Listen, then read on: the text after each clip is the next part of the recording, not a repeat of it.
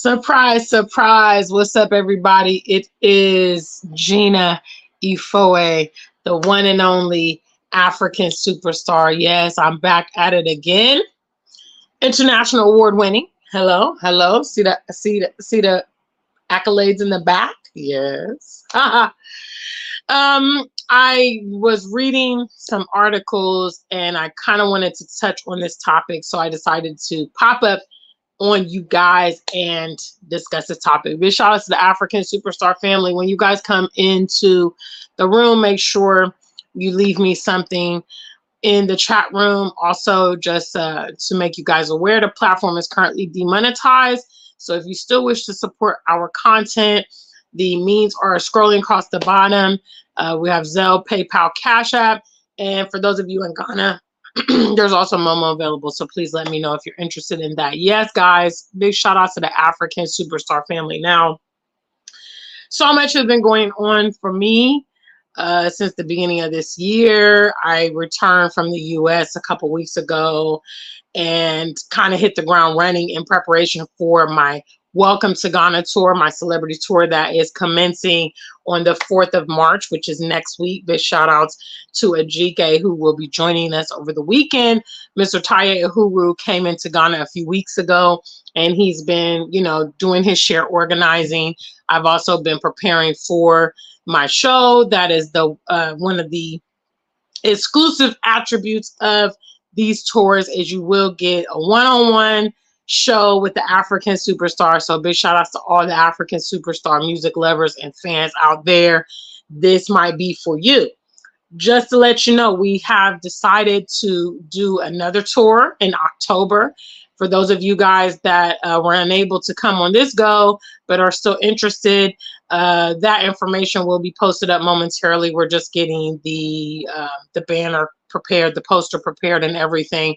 So for those of you guys that are still interested in coming to Ghana, seeing me, seeing Mr. Taye Uhuru, getting that exclusive concert and all of that, you will have another opportunity to do that in October 2024. Big shout out to the African superstar family. What's up, guys?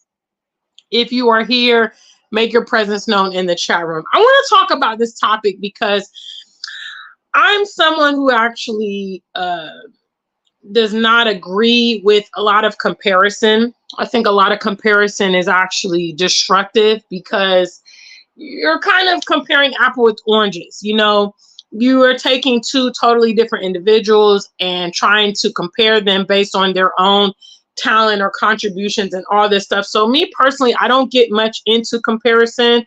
I feel that in my specific case, I'm doing things that many in my own environment are not doing. So I can't really be compared. And even those that are doing similar things are different in their own right, and rightfully so.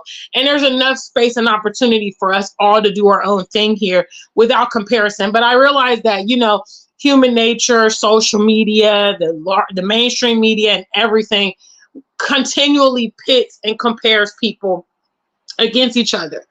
One of the comparisons I see many diasporians making about issues happening here on the continent is, well, the Continentals won't do that to the Chinese. The Continentals won't do that to the Germans. They won't do that to the French. They won't do that to, white people and this and that and the other. There's no reason to compare because there's one reason in particular that the diaspora can't be compared to the Chinese, the Jewish, the Portuguese, whatever. All right. And that one factor is organization. Yes, I said it. When these other communities are coming to the continent, and it's always been that way, when they come to the continent, they come with strategy. They come with means. They come with numbers. They come with cohesion. Okay. They come to do what they have come to do. There's a saying that is there's strength in numbers, okay, which means basically when, you got a group of people behind you, this is kind of the whole science behind a military. In ancient times, a lot of times the larger the military, the more manpower you had, was kind of a determinant if you were going to win or not, because you had more manpower, you had more people. Obviously, this is kind of the science between, behind social movements, protests, this stuff. It's just when the masses of people begin to operate under one ideology or one movement or whatever, there's strength in numbers. One of the most critical errors of the diaspora, and many of us have said it, you guys don't listen, but I'm going to continue to say it, is the lack of cohesion. Westerners are brought up in a very individualistic nature in general, okay? The whole sense of community and all of that is not a strong suit of ours. You have many members of the diaspora that's coming to the continent and they just want to do their own thing. They just want to be off the grid. They just want to be to themselves, by themselves. They don't want to do any, collective movements. This is a weakness. Okay. So in other words, I've seen several Chinese people here living here in Ghana. I've never seen one by himself. Usually when I see Chinese people, they're Chinese males and they're a group of them.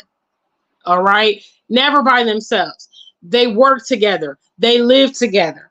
Okay. They shop together. They do all those things together. All right. I grew up in Columbus, Ohio, where there's quite a substantial Jewish community called Bexley. Okay. They have all their businesses there. They have schools there. They live there, all of that. We lack in community, and that is why we are not respected anywhere. If we go to Africa, for instance, and there's an issue, we're going to be seen as that Black American, not those, not a group. You see, somebody kind of knows, everybody globally knows that, okay, if I were to deal with this one Mexican person, another prime example, I haven't seen any Latinos here yet, but I know in California, Texas, the South of America, there's a lot of Hispanic communities and all that. They are known to operate as a unit. Okay, you offend one, you hurt one of them, you mistreat one of them, you're going to have to deal with the whole community. That's where we lack. So this comparison to why wouldn't they do that to the Chinese? Why wouldn't they do that? Why? Because we can't be compared. We're not operating the way that these other communities are operating. Okay, ideally, in a idealistic version, the diaspora would gather together.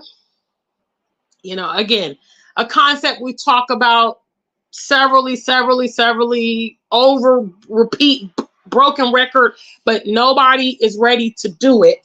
All right. Ideally, what would happen is the diaspora would mobilize. Okay. Identify the people who are interested in migrating to the continent. All right.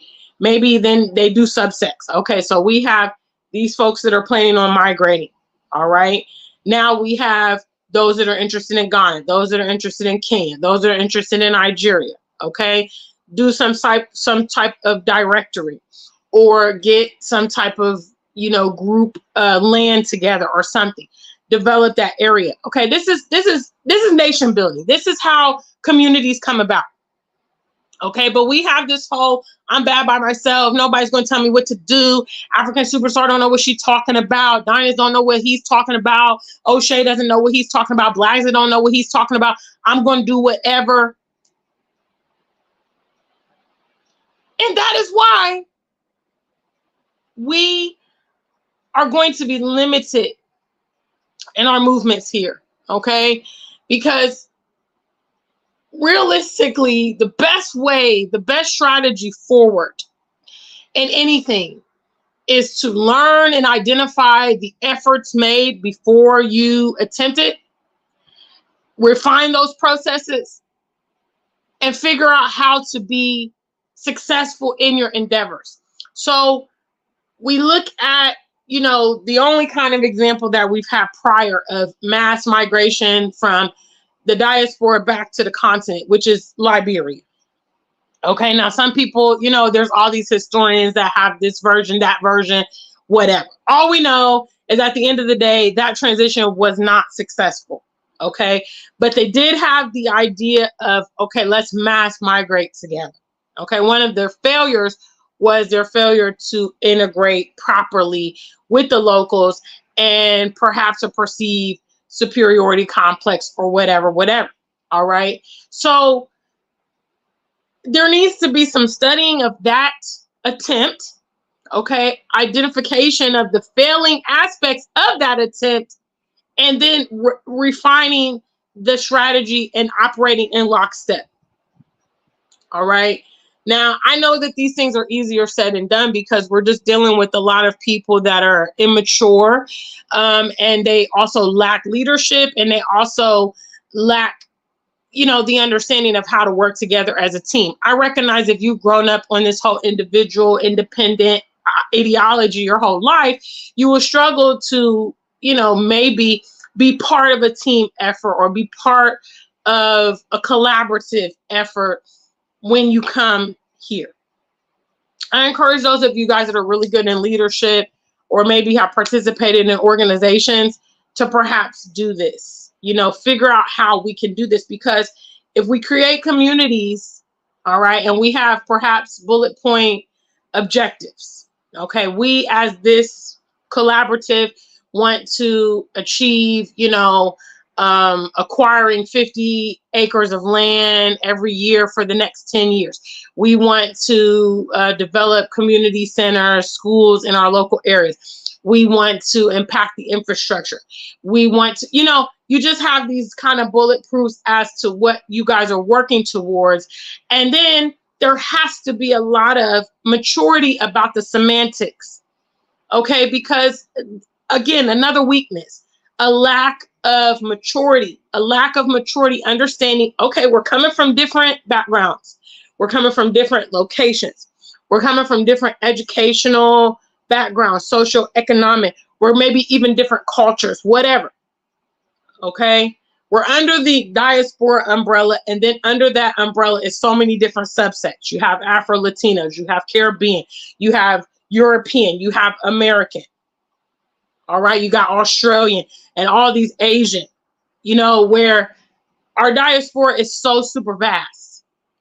Understanding that will help you get a bit further, because we're getting lost in the very small details of, well, I'm from the Caribbean and this is how we do it. Well, I'm from New York and this is how we do it. Well, I'm from England, this is how we do it. And we're getting zero accomplished. And at the same time, nobody's taking us seriously. Because, again, cohesion is necessary. Strategy is necessary. And actually, it starts from the foundation. Okay, before I even moved to Ghana, before I even moved to England, big shout outs to the African Superstar family. I see you there, Nori. Thanks for being here. Please make sure you like the stream. Before I even left Columbus, Ohio, I developed what? A strategy.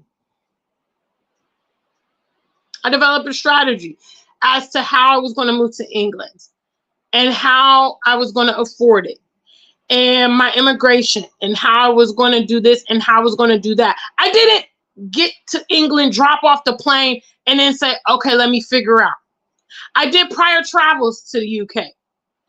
I probably have been to the UK 3 or 4 times before I actually moved there. All right. These are the kind of things that help you develop strategy. When I decided I wanted to move to Ghana, same kind of blueprint. Frequented Ghana, made networks there, determined where, the community I wanted to live in, tried to figure out how much money I was going to need, started looking into how I'm going to ship my items to the continent. All these things, were necessary for the move. Our people lack in community, maturity, implementation, strategy. And I hate to say it, but that's why a lot are failing, not just in this movement, but in life in general. And or a lot of people will fail. Some of you be like, oh my God, Gina, just have positive vibes. It's called the truth. Those that fail to plan to fail. It's a fact. Plans don't always go as accordingly, but I can tell you this.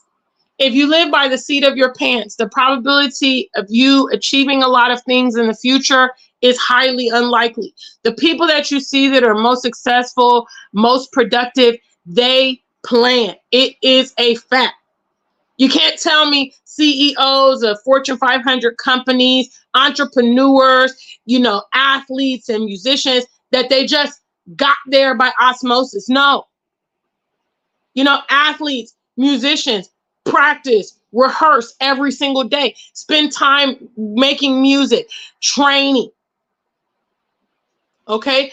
Entrepreneurs have to, come up with their business plan, financing, marketing, branding. It's not by chance. And if we ever want to be successful as a people, we've got to master this part. This is why the other communities run circles around our people, because we don't understand this part. We get caught up in the brainstorming part of the blueprint. Brainstorming is important. Okay, brainstorming is important. Ideas are important. But what follows after the brainstorming and the ideas is the most critical part. Okay, the strategy, the blueprint, and the implementation, where you breathe life into the ideas that you have. We can, from the sidelines, take a look at the situation here on the continent, have all of our conversations, have our discussions and our strong emotions, and it's not going to impact it at all. It's not going to impact it at all.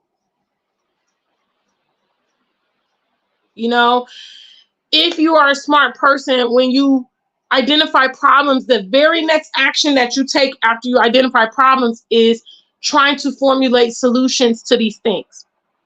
Some of the people that you guys know and love here on YouTube, all they do is gossip.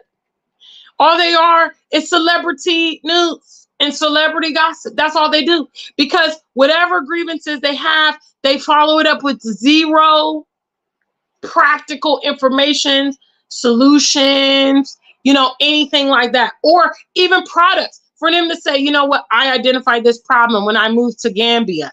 I identified this problem when I moved to Ghana. So I set this up to alleviate this problem or address this problem. The diaspora cannot even be compared with the Chinese community, the Jewish community, the Europeans. They cannot. There is zero structure around how many of us are coming to the continent. Now, there are many of us, not me specifically, because I'm not taking that up. I'm more of a resource analyst. You see, I like to present the information. I'm big on the psychological well-being of our people, the mental state you need to be in when you're coming here. Now, I know my girlfriend, Sister Ya, she set up an organization called Sankofa Repatriation, which was designed to help people move from the West to Africa. The participation in that was low. When she came to Ghana, she set up a guest house to receive people coming, helping them transition. People took advantage of that. So it's just like, and it's difficult for me to understand, because I'm someone who really genuinely wants to win, not talk about winning. Okay. I'm someone who genuinely wants to escalate, not talk about it, not look like I'm balling on Instagram or social media when that substance and the reality is not the truth.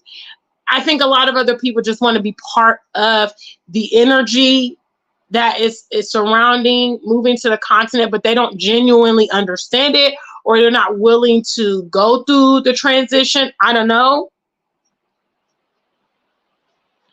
But comparing the diaspora against the Chinese community, first and foremost, it's not a comparison. There is no comparison. The Chinese got it together in that respect.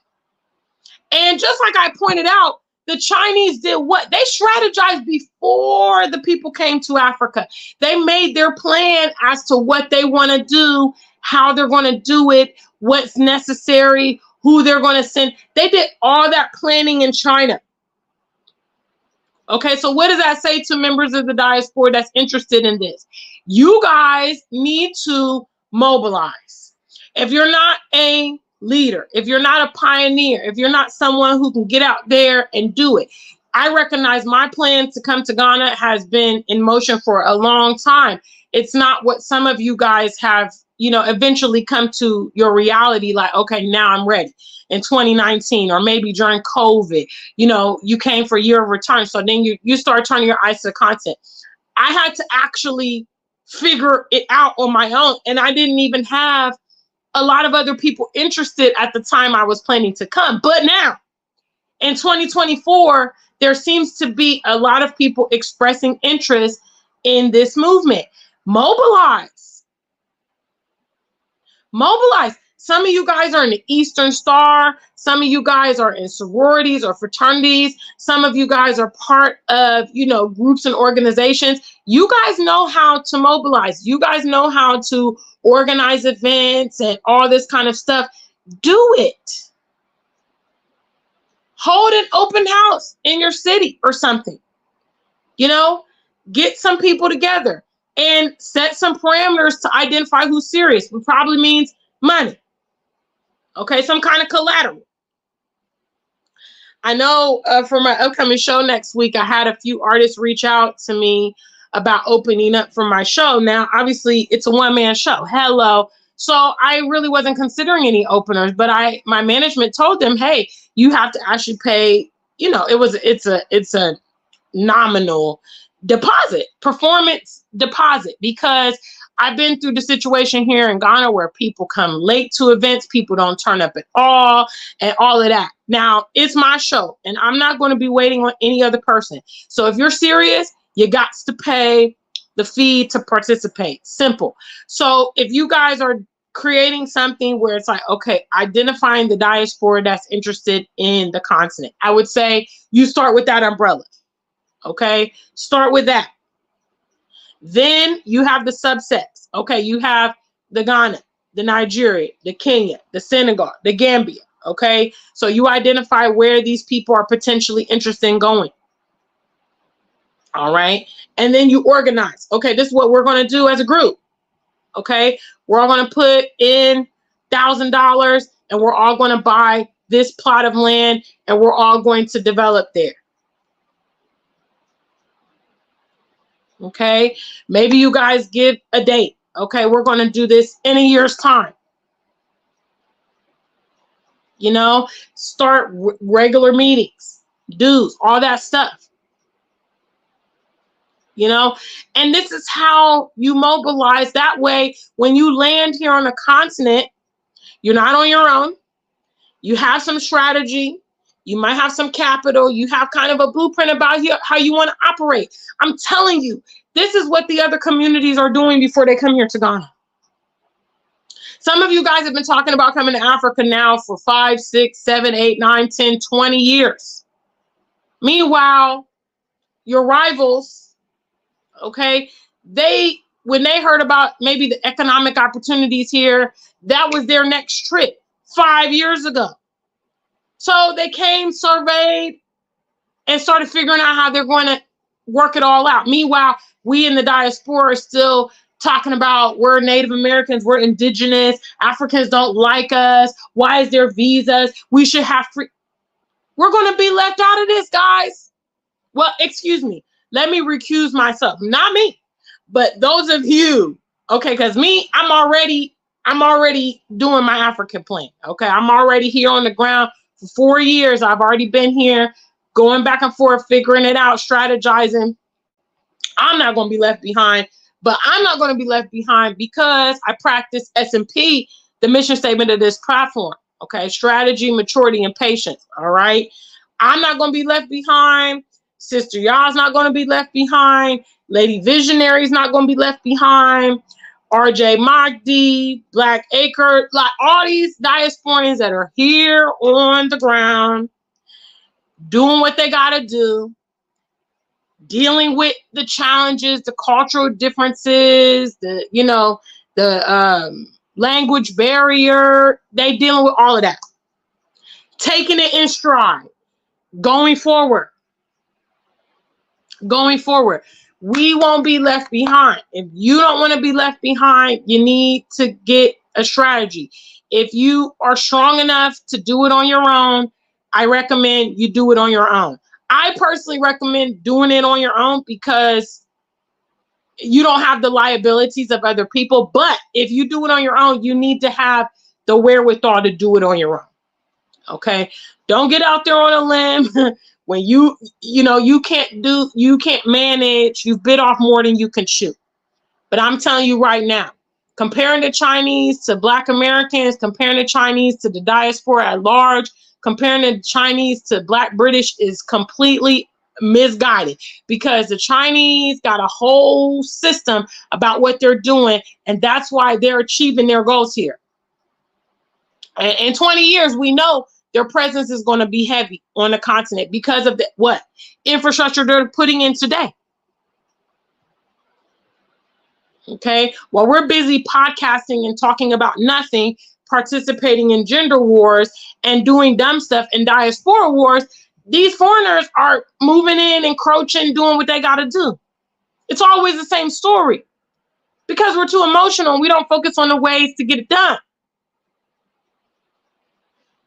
That's one thing I kind of admire about previous generations of our people. They were so much less emotional. Because when I think about the things that they have had to encounter, the things they had to endure, the trauma that they were exposed to, but they didn't just cry and be like, oh my God, we're trauma bonding, oh my God, this happened to us, this and that. It was unfair, it was wrong, but they were like, okay, what we gonna do now? What are we gonna work with? What are we gonna make happen with what we have? Imagine being someone in the, south of the U.S., being a former slave, having to work and pay for your freedom, your documents to say that you're a free. Imagine having to do that. Those of us born with freedom of movement and things like that, with documents, with abilities to travel, with resources, we got every excuse in the book about why we can't do what we do, what we need to do, what needs to be done. And then some of you have the audacity from your computers and your mobile phones to critique those of us that actually are moving. I saw this fantastic interview from Rizza Islam yesterday. My girl sister Yah sent it to me. And he said, people be thinking because they got followers and likes on this social media that they're big time. Just because you got 100,000 viewers or whatever don't mean you got 100,000 people that's ready to move when you're ready to move, do something, blah, blah, blah, blah, blah. Some of you have asked, oh, Gina, you're not that much on YouTube. I got stuff to do in real life. Okay, I'm hosting real shows and I'm doing real tours and I got real travel. I got real stuff going on. I don't have always the time to come and be virtual and cyber because I'm a real. All right. That's at the end of the day, that's how your life is going to be measured. And, I miss my daddy, but I'm grateful for him illuminating, his passing, illuminating to me just how important it is to get your life's work done in your lifetime. Some of you are fooling around here in this cyber world. And when your time comes to an end, there's not going to be anything to show except for clips of you talking about what you wanted to do, what you had in mind and all of that.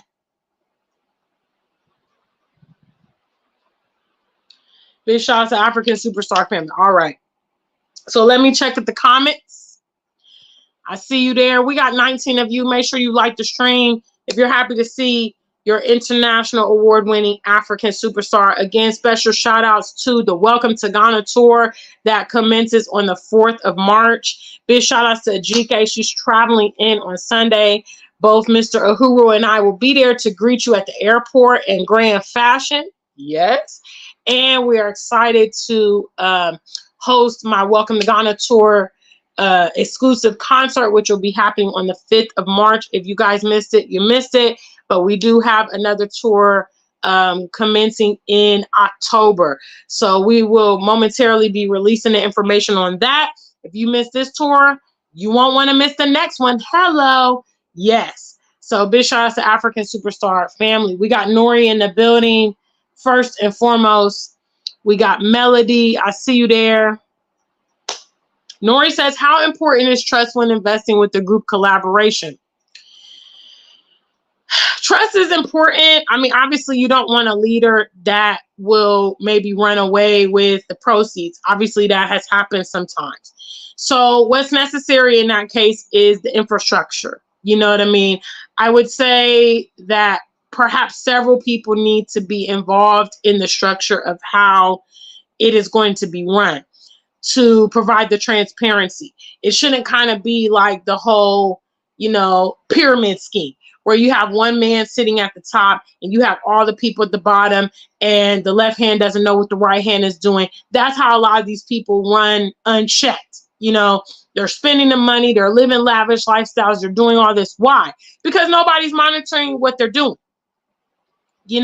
So maybe there's a situation where, either there's a third party that manages maybe the finances or something like that, or a trusted individual. If there's someone that you absolutely know can be trusted, they have a track record. And like I said, making sure that every person is investing, all this free stuff, it's not going to work out. Okay. At a point, the rubber got to meet the road. And a lot of the time wasters and people that are not serious, they will never want to invest. So you can go ahead and weed out all the, the foolishness.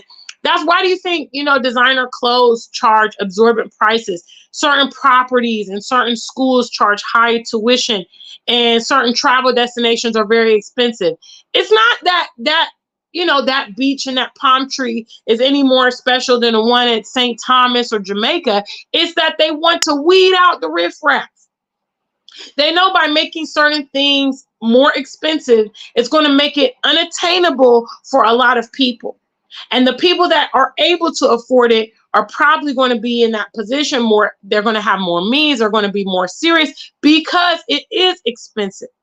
Think about, for instance, relationships you had in the past. All right. The people who had to pay nothing to be with you, they didn't buy you birthday gifts. They never took you on dates. They never married you. They never bought your wedding ring or paid for your kids. They didn't care. The people who actually were interested in you were willing to pour in time, pour in money. Maybe they helped with your education or paid your bills, or when you guys wanted a house, they invested it, to put the down payment in. That is an indicator that people are serious, more serious. Now, there are still scammers that will do that stuff too, whatever. All right. But genuinely, when money got to be spent, that's when you know that people are ready to move forward. Okay. You say stuff such as non-refundable, things like that. People know, okay, I put this money in, I better be ready to do something. I started my website back in 2019. We're on a brief hiatus. If you guys have been to the AfricanSuperstar.com, we've been down for the year so far. But when I started my business, one of the things that I developed was the return policy. Now, all the products on AfricanSuperstar.com or, the jewelry products are one of a kind and the clothing products are custom made. So there's no returning it. So I made sure to state that. And I was in, business for over 3 years, never had any problems because people knew, okay, if I shop with her, I need to make sure I like it. I need to make sure I ask questions beforehand, get the right sizes and all that stuff because returns are not available. So figuring out how to create that infrastructure. And again, I know a lot of you guys participate in organizations. Successful organizations like fraternity sororities, Eastern Star, the Masons, these are organizations that have been functioning for centuries now. They got an understanding of how to do things. They do group trips, they do community outreach, they do funding for universities, they do a lot of stuff. So my thing is like, that's the kind of structure we need for people that are interested coming here to the continent that want to do something. All right. Figuring out, the leaders of these organizations say, okay, we're going to Kenya. This is the land that we're going to set up. This is the community we want to do. This is the money we need. These are the needs in the area. They need a borehole. They need a school. The infrastructure is poor. They need this. They need this. These are the needs that we're looking to solve with this participation. All right. When you hit the ground, it's not the time to figure it out. And like I said, if you're going individual, now, when I moved to Ghana, I moved as an individual. However, I wasn't a novice to the country. Shout outs to the individuals out there. Okay, if you feel like your shoulders is broad, I don't need an organization, I want to do it on my own, I don't want to deal with the people, then know what the hell you're getting into. Why would you pick a one-way ticket to Ghana when you've never been here before and you're moving by yourself? You might need an organization if you're trying to roll with that, because let me tell you, I have been to Ghana several times. I'm very active in the Ghanaian community. I speak a bit of the language. I eat the food. I was abreast of the politics in the country, the music. I knew the demographics. So when I came alone, I wasn't also ignorant. I was able to move. And I had also connected with other diasporans that were here of similar mind, like Sister Ya, and being able to have her, here, and the two of us have worked together on some things, and we have more future projects coming. But, both of us are leaders. Both of us are busy with our aspirations. We are, navigating the challenges. And Sister Ya also has in-laws that are Ghanaian, so even though, and a good relationship with her in-laws. So even though she didn't come with her family or organization or anything like that. She's still been able to, be abreast of her circumstances. And now I believe she's a part of the Zeta, the Zeta chapter is here in Ghana. They also have Deltas, I believe, that are here. I've seen the Qs are now here. They have, Ghana chapters of their fraternity sororities, So I hope I answered that. You got me going, man. Big shout outs to the African superstar family. Black Beauty, yeah. Enjoy it while it lasts. I'm scarce here on this YouTube nowadays. Big shout outs to the family. Do you know they moved the West African migrants from the place they were staying in the West African man's business in the Bronx? I don't know, babe. I'm trying to understand it. Do you know they moved the West African migrants from the place they were staying in the West African man's business in the Bronx? I am not abreast of that situation, but it doesn't surprise me. Yeah, because again, like the topic of this video, the diaspora, unfortunately, we logically and physically, we have numbers. There are millions of us. We utilize millions of dollars, billions of dollars in our consumerism and all that, but there's no cohesion there, So without the cohesion, the community is not solid, which means that, any and anybody can just offend, because the concept is not, okay, like I said, everybody knows if you deal with a Spanish person, you're dealing with all them. You deal with a Chinese, you're dealing with all them. You deal with a Jewish, you're dealing with all them. So one person represents the whole community. And our community is not like that. So when they kill one black man, they don't got to worry about, thousands of black men storming the police station tomorrow. When one black woman is killed violently, they don't have to worry about, black men mobilizing. They don't have to worry about us canceling them or losing economic, having economic loss. That, there's no consequences. And in this world, consequences are necessary. Growing up, Nobody used to mess with my sisters. The reason they never messed with my sisters was because of me. They knew that, okay, we mess with them, we messing with Gina. And they didn't want to deal with me. So consequences are very necessary. A lot of you guys are parents. You know that. You can talk sweetly to your child all day, but unless they fear losing that cell phone, punishment, missing out on the video games, or getting a spanking, a lot of times they're going to keep trying you and keep trying you. We don't understand this part.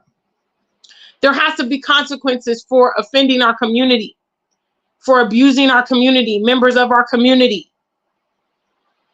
Okay, that has to be intrinsically communicated. Until that is, it is going to be what it's going to be because of the lack of cohesion. And why we can't put aside our personal differences to unite on certain areas is beyond me. Big shout-outs. What's up? What's up? Got them sleeping on the street and train stations while they help the Gazas.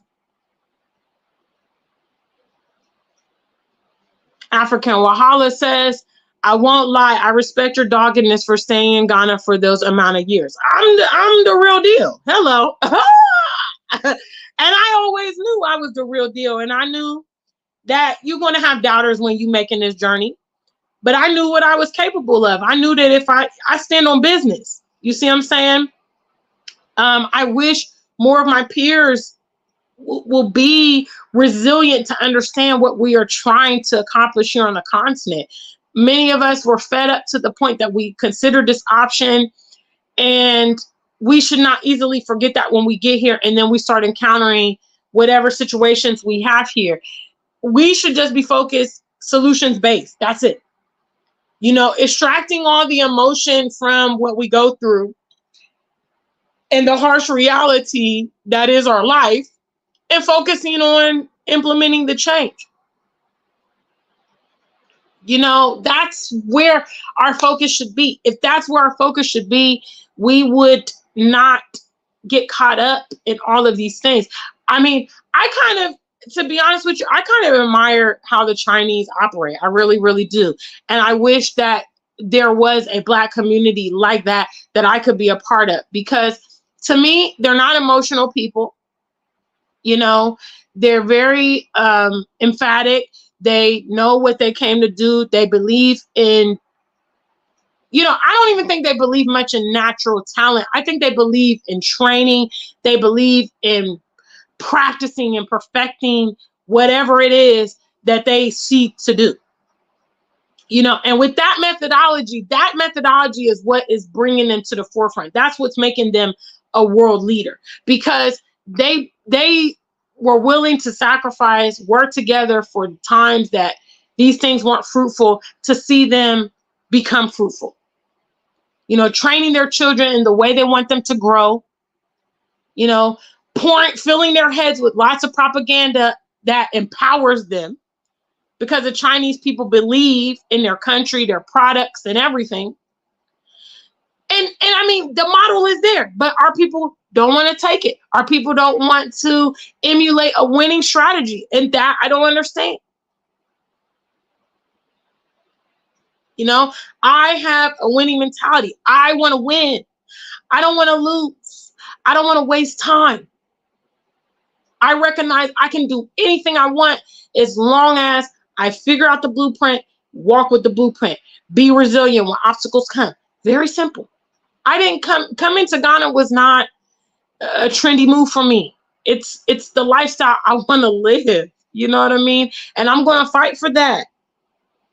I'm going to negotiate that. I've had lots of ups and downs since I've been here. Relationships falling down, YouTube channel going down, you know, all kinds of things. Loss in my family, but I still am reserved that this is the move. So I need to figure it out.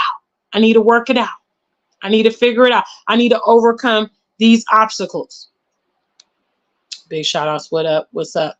Exactly. Nori says the Chinese have their government behind them. Another thing, the diaspora doesn't have any support from no government, not on that side of the ocean, not on this side of the ocean. Okay, we cannot compare the diaspora to the Chinese.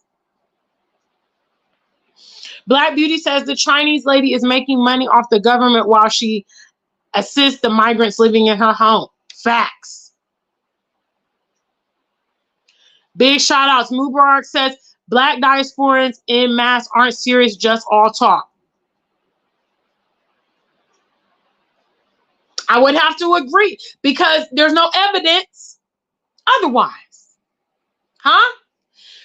Those diasporans that even rise up and come up with some strategy, come up with some infrastructure, what do you guys do? Turn around and make YouTube videos trying to slander these people, calling these people scammers, trying to discredit them.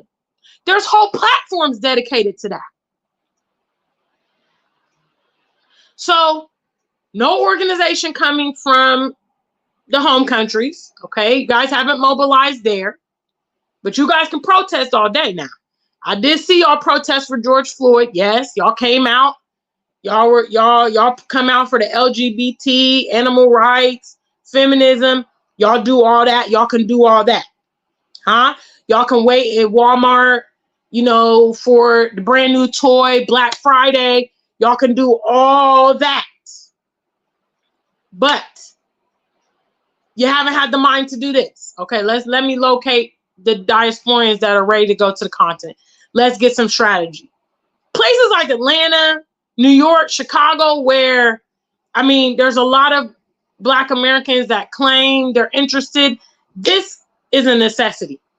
And just like the Black Panthers, you know, the Black Panthers started in California and they grew to cover the whole nation.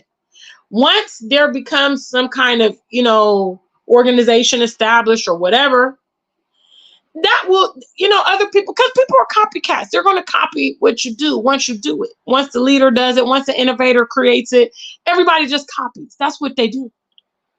That's why a lot of you guys are interested in Africa. It's not because you really are interested in Africa. It's because you've watched other people come. They're having success. You saw your favorite star come there. You know, you want a man, you want a woman. You know, you got influence. You got convinced. It was never your first intention. You know, I got turned on through Ghana through my travels, you know, because I like the weather. I like the, at the time, all Black majority. That's rapidly, you know, it's going to change. But, you know, I like many aspects about living here in Ghana, which has given me the longevity versus, you know, some people have left the continent because of snacks. Some people have left because of lack of money. Some people have left because relationships failed. You know what I mean? These things are indicators. Yeah, you weren't really here for real. Because if you really were, then you would get over those things. Now, some of you guys, are going to use the situation in Gambia. Oh, it's so violent in the Gambia. Oh, the Africans don't like us. Somebody brought that up. You know, there's literally thousands of Black women that go missing, affected by domestic violence right in America. Right in America. No outcry, no concern, no YouTube video, you know. But unfortunately, these situations that have been happening in Gambia, now it's going to stand as a deterrent for you guys coming from America. This statement, not serious at all. Big shout outs. What's up? What's up? S.A. Smith, I see you there. Big shout outs. What's up, Amina? I see you. Be safe on your journey. MW, hello, family. Amina says, don't trust. Sorry to say, doing my best on my own. You know, my mom always said it. And I mean, I may have taken those words to heart. You want it done right, you do it by yourself.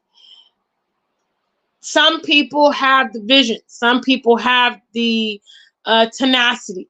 Other people need to, you know, they need the comfort of an organization, a group.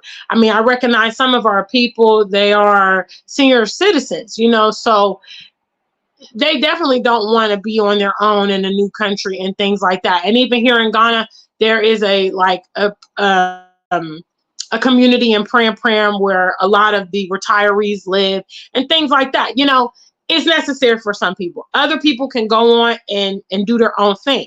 I would say, you know, if you are someone who can do that, just make sure that you are versed on what you're doing. You know, those of you that are novice travelers buying the one-way ticket to Ghana, you're a scammer's dream. You know, to be honest, you're a scammer's dream. You are going to be vulnerable in those circumstances. The same way if you picked up on a plane and moved to France with no prior knowledge, moved to Japan with no prior knowledge. You're from Ohio and you moved to California, just pick up and go. You know what I mean? You put yourself in a vulnerable situation. But if you're able to manage it, if you're smart enough to create the strategy, I always tell you guys, I'm a world traveler, okay? But I would never pick up and move to some place I had never been and just try to make it happen. No, unless I had to do it under, you know, life-threatening or natural disaster pretenses. There's a war broke out. There's a massive flood, wildfire. Okay, I got to go. I don't have no option. I can't do my normal strategy. But in terms of like voluntarily migrating ignorantly, it's crazy. This is not a Hollywood movie, all right? And if you want to succeed, you need to do it well.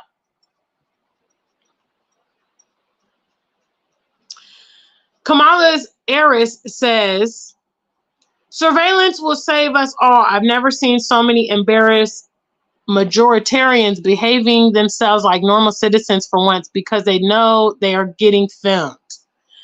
Okay, so she's saying surveillance may assist in the situation. Big shout out to Black Beauty. I know that's right, baby. Thank you. Thank you. You guys, my channel's not monetized. So these messages that I'm still bringing you periodically is just from the bottom of my heart. Yes. Trying to help you guys, as I've been doing, to get it together. And I kind of, you know, I hate to say this, but I kind of like not being monetized because I can say whatever I want to say. More. You know what I'm saying? Like, the more you know, you got to be advertiser friendly and you got to be politically correct and all of that. No, I don't want to be any of that. I just want to be Gina. So I appreciate those of you that still go out of your way to show support to me and have been showing support. Black Beauty has been showing support for a very long time. I appreciate you, sweetheart. Thank you so much. Now, Afrikan Wahala, listen. You chopped up my name 100%. Let me tell you guys my name. All right. How y'all don't know it by now, I don't know, but let's understand it. Okay, let's understand it. This is the correct spelling of my name. Gina Ifoe. All right, Gina Ifoe. Now, he done totally chopped that name up. This is right. What's on the screen is right. This is wrong. This is not correct. All right. Big shout outs. What's up? What's up? What's up? Thank you for the compliments. Yes, Ghana's good for me. 100%. That's why I'm here. That's why it's working out. You know, but Ghana's good for me. It's not Ghana's good for Guatemala. Ghana's good for, you know, other people. You got to determine what's good for you guys.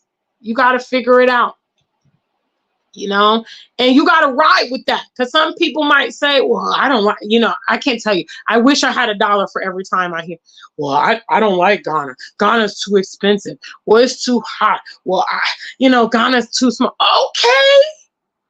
Hello. Ghana's good for me, not you. Me. Go find the spot that you want to be in. Just because, for instance, something else works for you, like for instance, I could probably never, it's highly unlikely that I would migrate to a Francophone country, you know, French speaking or Islamic country. Okay. Highly unlikely for me. But I know plenty of diasporans that are doing that and making it work. Happy Companion, you know, Rashad Makhdi, Juliet from Black Acres, The Arrival. You know, plenty of people are in countries that either are French speaking or Islamic, and they rolling with it. They like the vibes. That's the place they want to be. Figure it out for you guys. But you can't figure it out if you're just piggybacking off other people. You haven't done your research. You're not traveling. I mean, moving to Africa, it's a big deal. It's not like, you know, your bowl is Cheerios in the morning. You know, some of you guys are thinking about it too casually. You're romanticizing it. You're thinking of it as a Hollywood movie. Look, if you want to have any type of success here, you're going to practice SMP. All right, strategy, maturity, and patience. You're going to be real about this thing. You're going to be serious about this thing. And you're going to try to, you know, build some infrastructure around yourself. And I mean, I would say probably the vast majority of my viewers are educated people. So you should be able to strategize the way forward on certain things. And you should also be able to acknowledge when you don't have the information you need and how to obtain it. Does anybody remember research papers? If anybody remembers research papers, let me see a number one. See, some of y'all new ones, my new viewers, y'all might not know about that. Because I'm from the class of 2001. Back in my day, there was still, you know, Encyclopedia Britannica, there was Cliff Notes, you know, there was bibliography sheets that had to be prepared. You had to sit there and write a 20-page paper, research paper, okay? You had to compile information from different books, newspapers, and all that. The internet was still really, really new. We couldn't really utilize that the way you guys can, okay? My age group did research papers, which means y'all should be able to do research, okay? Research can include Google if you want, but the type of research you're going to need to be successful here on the continent goes beyond what Google can tell you, goes beyond YouTube, okay? You need to come here to the link, see it yourself. First and foremost. Number two, there's a lot of cultural stuff that you're not going to get that from Google, okay? Google can't tell you. YouTube can't tell you that. Some of your favorite YouTubers, they don't even know because wherever maybe they're living, you know, they haven't interacted. Like, for instance, I live here in Accra. I never lived in Kumasi. I never lived in Tamale, okay? I can't tell you what the Dagomba do up there in Tamale. I can't tell you what the Ashantis do in Kumasi. I don't know. A person who's living in Kumasi may be having a different experience than what I'm having here in Accra, and so on and so forth. You, as the individual, got to do research on what you're interested in. The experience you have here in Ghana going to be different than the one you have out there in Kenya. It's going to be different than South Africa. There's no one size fits all to the African continent. You need to know that. Research to be successful. Finding a place that works for you if this is what you're interested in. Big shout out to the family. Lemmy Gods in the building. Yeah, I mean, the Asians, they got it together. They know what to do.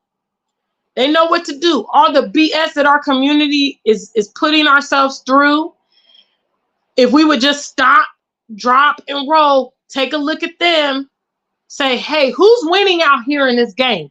Who's dominating in the economy? Whose population is strong? Who has strong culture? Who's moving? If we just took a minute out and said, okay, who's doing all this? Who's successful in all this? What are they doing? And how could we maybe tailor some of this ideology to fit our people and what we need to do? But no. All we want to do here on YouTube is compare. Well, nobody does that to the Chinese. Duh. Can you even compare the diasporans to the Chinese? Hello? Can you? Can you even can you even can you? Big shout out to you. These two, the Arabs. Take a pick. Now, see the Arabs, but see again, another key common denominator. Both of them are super exclusive with their communities, right? There are certain echelons you as a foreigner, you're not going to get access to in the Arab world, Okay, same with Chinese. They won't sell. You go over there, you want the recipe to the fried rice over there in Asia. They're not going to give it to you as a foreigner. They're not going to teach you the highest levels of the martial arts, and they're not going to tell you. They're not going to teach you. Certainly, you ain't about to penetrate in the Arab world. They not about to let you in. We like to include everybody in. We like to share our culture, all our secrets, our cooking, everything. It's a critical error that has not served our people for our entire existence, but we don't want to get it. Exclusivity is where it's at. You got to put the other people out to keep your people in. Cohesion, community. It's what I'm talking about today. Lemmy says, we have too much gossip channels dedicated to trash those on the ground doing their thing. S.A. Smith says, we divide over small differences and let that distract us from the bigger issue. Hello? Stupid. And then we want to say, but they don't do that to the Asians. Do the Asians do the stuff that we do? Would the Asians be in the predicament that we're in? So why are we continually it's not even a remotely a comparison. And I briefly just saw the title of a video today, and it was saying something like Black Americans targeted in the Gambia, but they won't do that to the Chinese. Do you know the Chinese provide security for their own communities? Do you know that?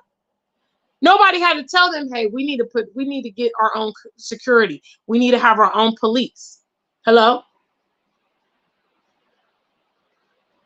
You know, our people have this whole like somebody's going to do for us mentality, and it's so extremely detrimental. And it's why so many of you are behind and going to stay behind, because you think the government's going to make it right.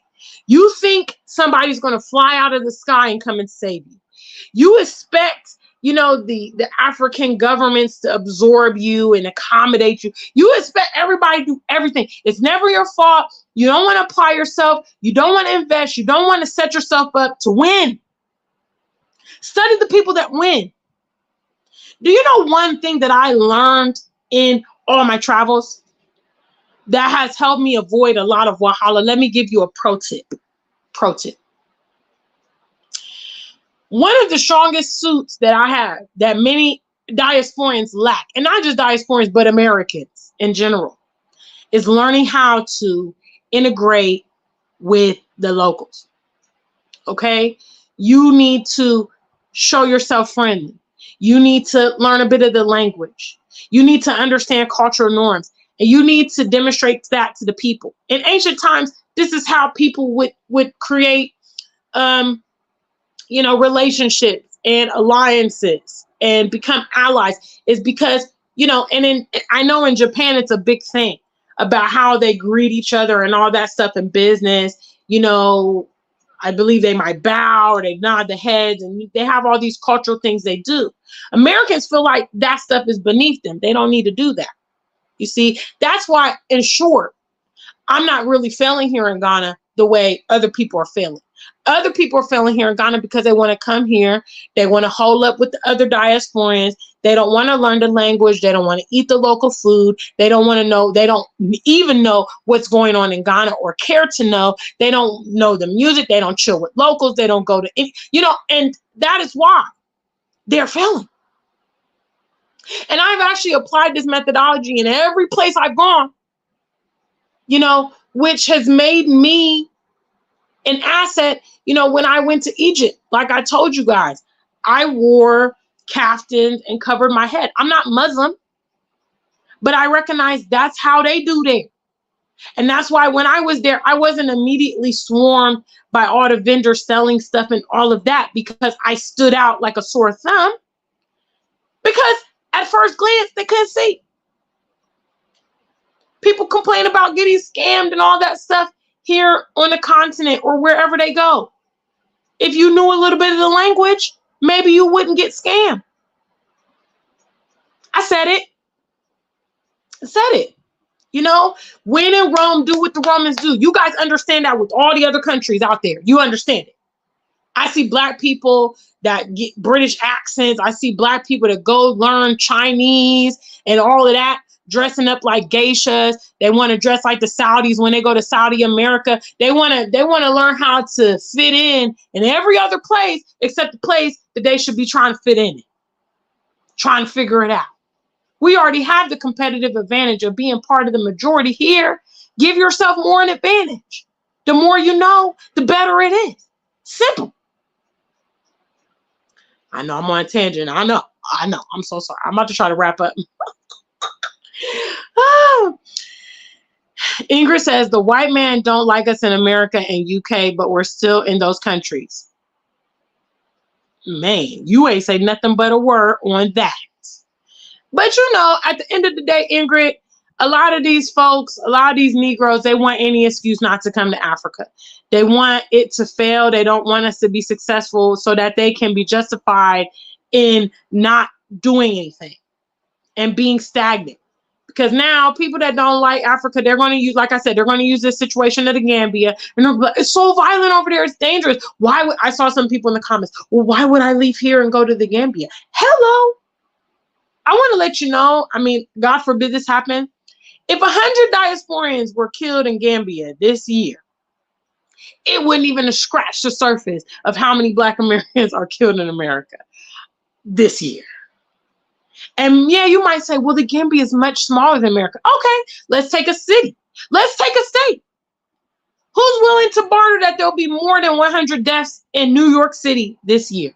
Who's willing to say that there'll be more than 100 deaths in Chicago? There's probably already been more than 100 deaths in Chicago. They're shooting up every damn day. What about Columbus, Ohio, where I come from? What about Tampa, Florida? What about Houston, Texas? Huh? LA. Just take one city and compare it up with the Gambia. And I'm in no way trying to minimize the severity of what happened and the brutality and the tragicness of what happened. But if we want to look at it factually, African nations are nowhere near as dangerous, as violent as Western nations. Period. Period, period, period. So you cannot necessarily use a situation in the Gambia to justify not wanting to go there because due to violence, when you're living in one of the most violent nations in the world, the nation with the most weapons, more weapons than actual human population, that's where you live. They're also not having mass shootings in Gambia. They're also not having school shootings in Gambia. Haven't heard no stories of police brutality in Gambia. But we don't want to talk about that. We don't talk about the comprehensive thing. Well, I'm going to talk about it.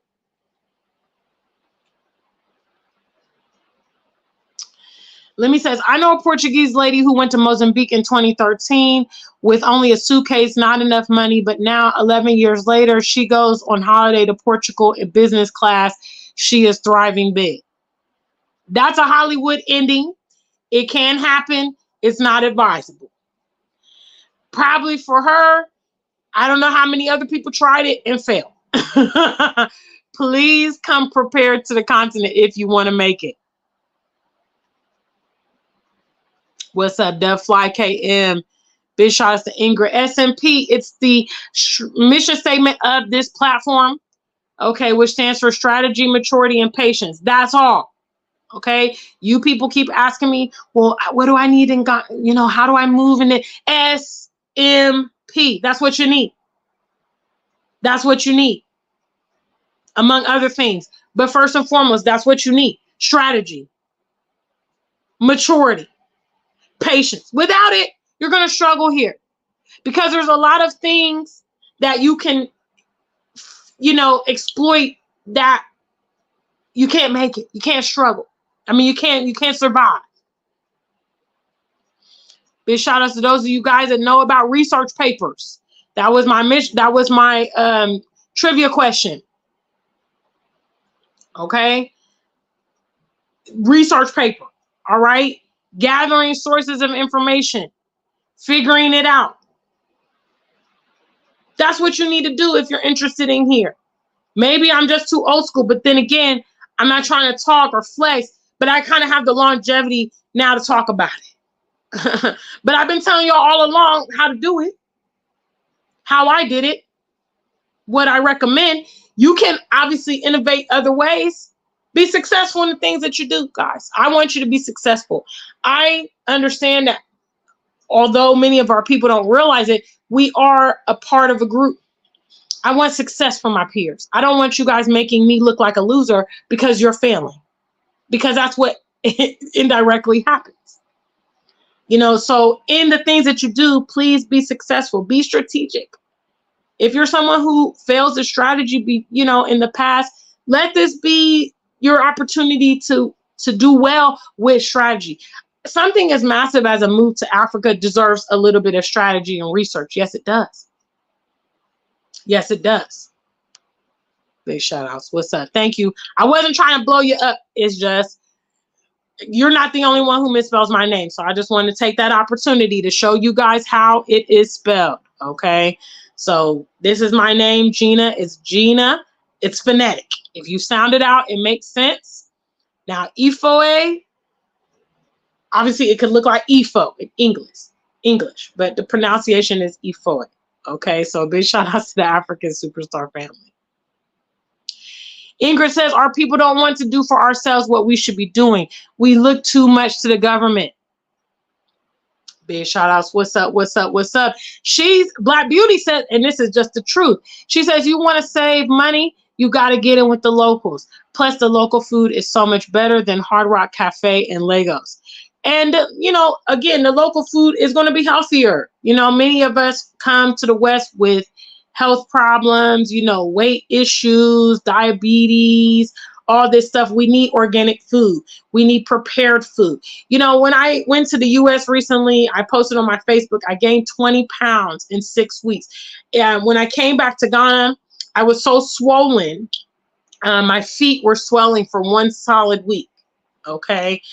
And I was like, oh my God, I basically had a detox from America.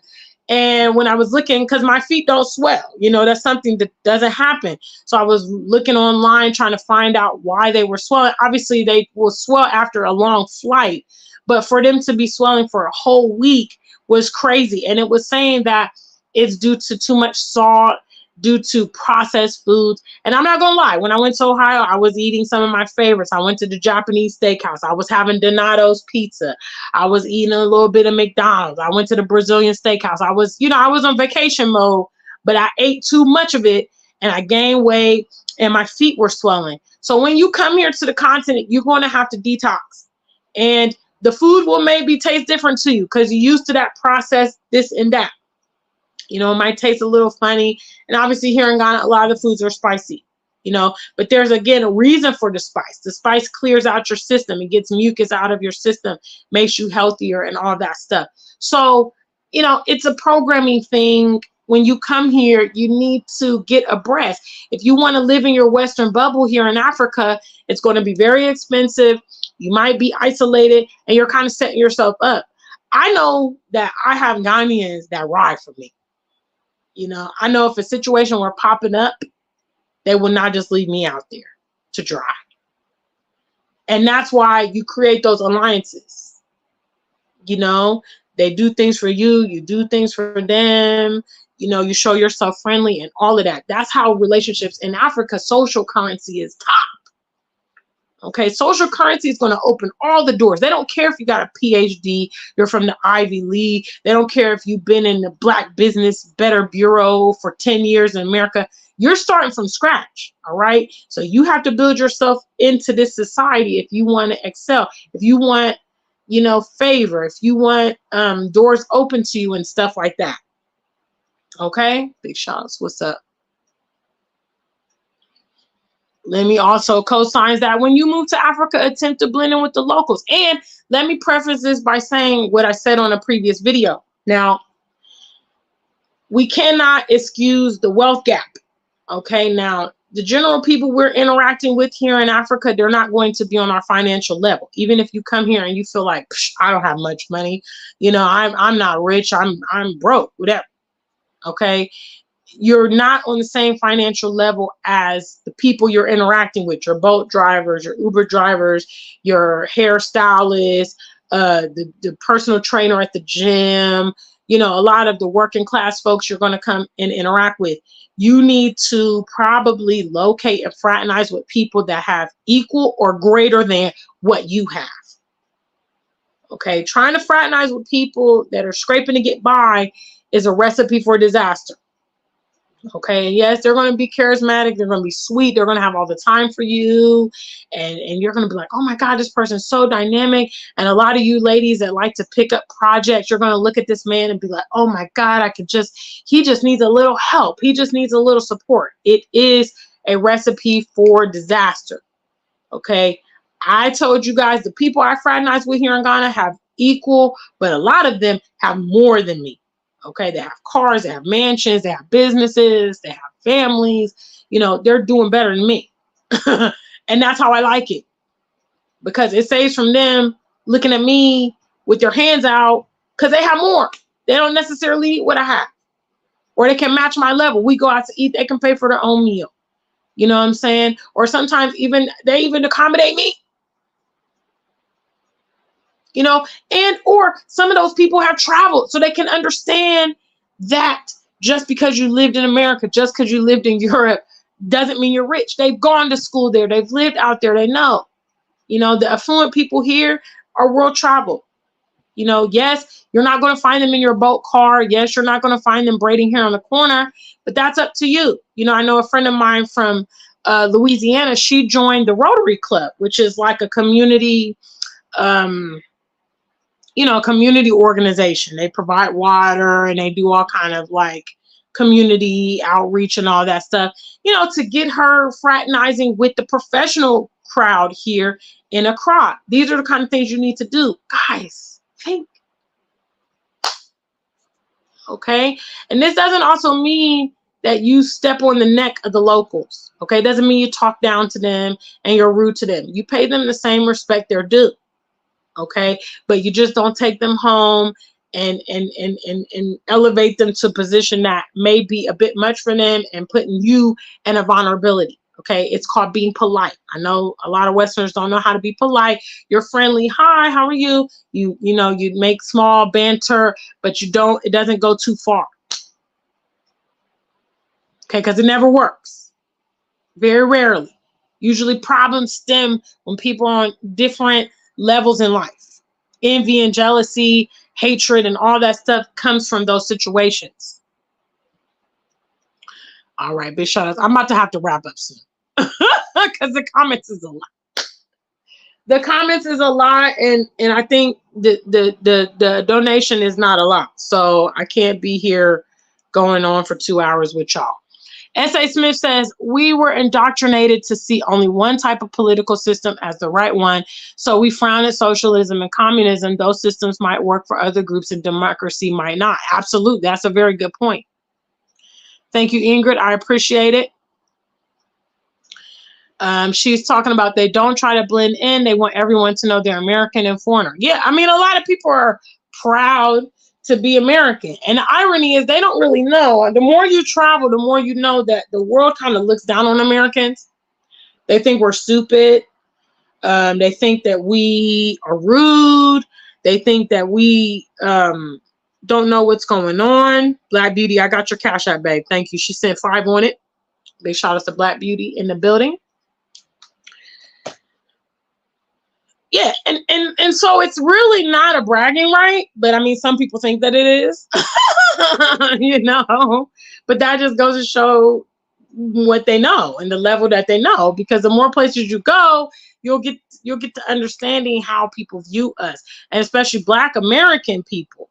Unfortunately, because of the media, they think we're baby mamas. They think we're ghetto. You know, they're surprised if we're articulate and we're world travelers or business owners. They never expect that from us. And why? Because of the portrayal that they've seen. You know, so that's very, very true. I've seen a lot of that here. Nori says the Gambia is very safe. There's a mass shooting every day in the U.S. and the police receive low pay but do their job. She's saying that the police in Gambia receive low pay but they still do their job. Big shout outs to the family. Tashili says, if you want to move like the Chinese, you'll be blocked from coming in. Well, we won't know unless we try, right?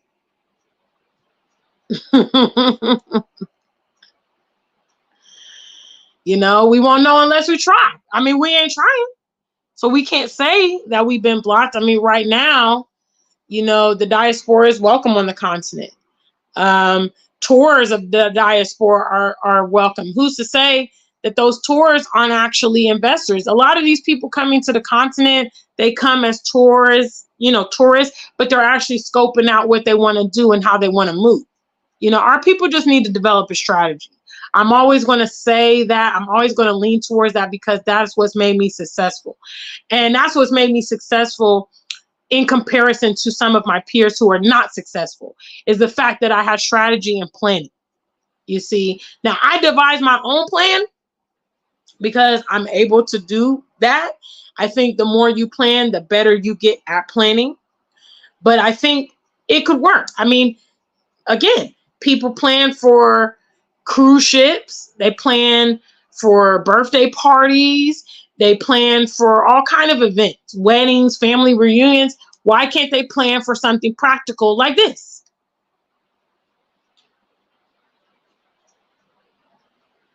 You know? So I think a lot of the downfall is a lot of the talking. We prematurely discuss what we have going on, what we want to do before we have the plan ready. I've seen several people on here on YouTube come out on a limb and say they want to do this and they want to do that. They don't even have the infrastructure. People send money to them ready to invest in this and that. They don't even have a setup. They've come out prematurely talking about this and that. So there's just some type of strategy that needs to go into it. Now, if you need some help, I'm available for hire. I can consult because I'm a great leader. And if you need some help with some strategy, I can help you potentially build some infrastructure if you're serious. But yeah, it's not free. So you'll pay for my instruction, but again, I'm on this side. So I'm doing what I got to do.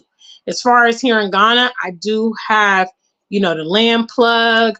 I'm doing tours. I'm doing consulting. I do speaking. I'm doing the music. So there's a lot of information that I have and maybe some strategy I can help. If you guys are serious about doing something, let me know. I'm happy to help with you in that context. Now, me physically being a party organization, I don't know. But I'm very happy to always help my people. As you guys know, I have a long track record of doing that because of the love. So big shout out to the African Superstar family. Thank you so much for your time today, guys. Hour and 22 minutes. But let's digress from that very unrealistic comparison of the diaspora and the Chinese and the Jewish. We're not even on the same level. Okay, they're light years ahead of how they moving, light years ahead of what we're doing. Now we can take a page from their book. We can take some strategies, modify them to fit our people and all of that. And I do. I feel like how they operate in is, we should definitely take a page from their book. But until then, stay black and true. If you ain't black, just stay true.